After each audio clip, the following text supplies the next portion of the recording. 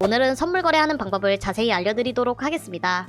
설명하기 전에 선물 거래를 진행하시려면 USDT를 보유하고 있어야 하는데요. 선물 거래란 무엇일까요? 간단하게 예시를 들어 선물 거래의 개념을 설명해드리겠습니다. 수확 시점이 다가온 옥수수를 생산하는 농부 A와 옥수수를 구매해 유통하는 도매업자 B가 옥수수 거래를 하는데, A는 옥수수 값이 3개월 후 하락할 것으로 예상하고 B는 3개월 후 상승할 것으로 예상해 A와 B는 3개월 후에 옥수수를 5,000원에 팔고 구매하기로 했습니다. 여기서 A는 3개월 후에 가격 하락을 예상했기 때문에 숏 포지션이 되며, B는 3개월 후에 가격 상승을 예상했기 때문에 롱 포지션으로 보시면 됩니다. 3개월 후 옥수수 가격이 8,000원이 되었다면 B는 5,000원에 옥수수를 구매하기 때문에 3,000원 이익을 보게 되고, A는 3,000원 손해를 보게 됩니다. 하지만 반대로 옥수수 가격이 2,000원이 되었다면 A는 5,000원에 판매하기로 했기 때문에 3,000원 이익을 보게 되고, B는 3,000원을 손해보게 됩니다. 이런 식으로 선물 거래의 경우 미래에 해당하는 코인이 상승할지 하락할지 시세를 예측하는 것인데요. 특이한 점은 상승 하락 시에 둘 다 이익을 볼 수 있는 양방향 투자 구조를 가지고 있으며, 레버리지 기능으로 수익을 극대화할 수 있습니다.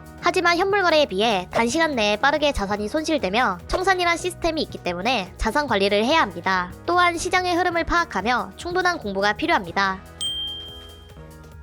그럼 이제 본격적으로 바이비트 선물 거래하는 방법을 알려드리겠습니다. 바이비트에 로그인해서 초기 화면 왼쪽 상단 더리브 티브즈에 USDT 퍼페추얼을 눌러주세요. 현재 화면이 뜨게 되는데요. 선물 거래를 진행하려면 선물 지갑에 USDT를 보유하고 있어야 합니다. 오른쪽 아래에 보시면 더리버티브스 어카운트라는 항목이 보이실 텐데요. 에쿼티라고 본인의 자본을 확인할 수 있으며, 어베일러벌 밸런스는 실제로 사용할 수 있는 금액을 확인할 수 있습니다. 디포짓을 누르시면 창이 뜨게 되며 실시간으로 입금을 진행할 수 있습니다. 다음으로 컨버트를 누르면 입금한 코인을 현물 거래로 통해 USDT를 교환하지 않아도 바로 코인 전환이 가능한 기능이며, 트랜스퍼는 지갑에 있는 잔액들을 다른 지갑으로 이동할 수 있는 기능입니다. 다른 지갑에 USDT가 있다는 가정하에 트랜스퍼 기능을 이용하여 잔액 이동을 해보겠습니다. 트랜스퍼를 누르면 창이 하나 뜨게 되는데요. 프롬을 잔액에 있는 지갑으로 설정해주시면 됩니다.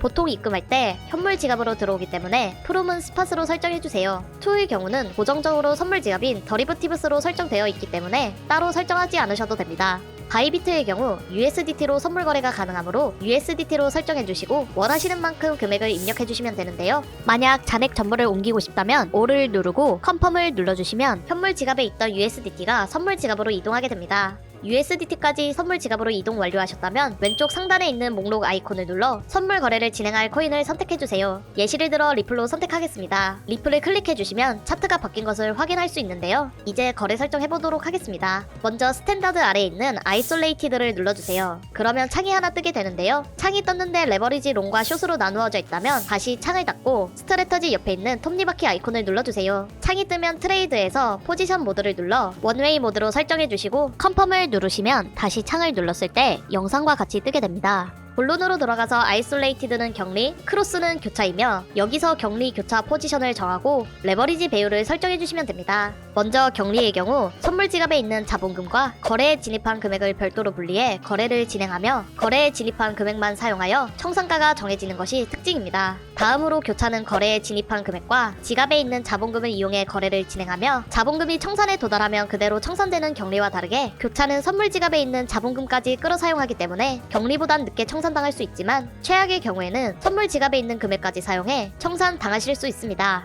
이러한 이유들로 선물 거래가 처음이신 투자자분들은 처음 포지션 설정할 때 격리로 설정하여 선물 거래 진행하는 것을 추천드립니다. 레버리지의 경우 원하는 배율만큼 설정해주시면 되는데요. 설정하기 전 레버리지 수익 구조를 설명해드리겠습니다. 레버리지의 경우 설정한 배율만큼 돈을 벌고 잃을 수 있는 시스템이며, 레버리지 배율은 코인마다 최대 지원하는 레버리지가 다르므로 참고해주세요. 예시를 들어 거래에 진입한 금액이 1,000만원이고 레버리지 배율을 10배라 가정했을 때 10%의 수익을 보았다면 100만원의 순이익이 발생하는데요. 여기에 레버리지 배율 10배까지 적용한다면 총 1,000만원의 이익이 발생하게 됩니다. 하지만 반대로 손해를 보았다면 100만원의 손해가 발생하며, 레버리지 10배까지 적용하게 되면 총 1,000만원의 손해가 발생해 포지션이 격리일 경우 청산당할 수 있습니다. 레버리지는 득과 실이 동시에 존재하므로 처음에는 낮은 배율로 설정하셔서 조금씩 감을 익히며 배율을 늘려가는 것을 추천드립니다. 포지션과 레버리지를 설정하셨다면 지정가와 시장가를 선택해주시면 되는데요. 밑에 보시면 리밋과 마켓이 있습니다. 여기서 리밋은 지정가이며 원하는 지정 금액에 거래에 진입할 수 있다는 특징을 가지고 있습니다.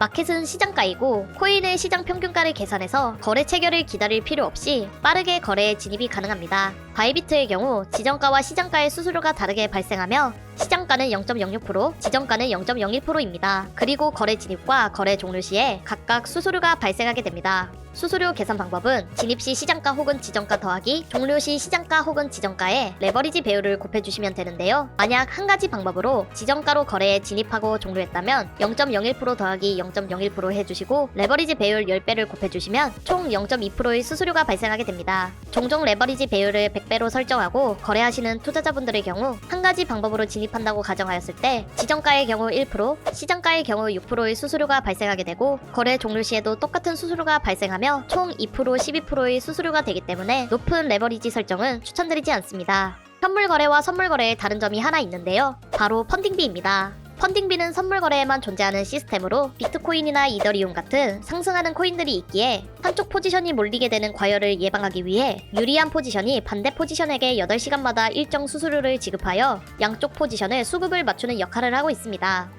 펀딩비와 지급시간 확인 방법은 차트 가운데 있는 펀딩 레이트와 카운트다운에서 확인이 가능합니다. 펀딩 레이트가 양수일 경우 롱 포지션이 숏 포지션에게 펀딩비를 지급하며 반대로 음수일 경우 숏 포지션이 롱 포지션에게 펀딩비를 지급하게 됩니다. 오늘 영상이 도움이 되셨다면 구독과 좋아요 부탁드립니다. 다음 시간에도 투자에 도움이 되는 영상으로 돌아오겠습니다. 시청해주셔서 감사합니다.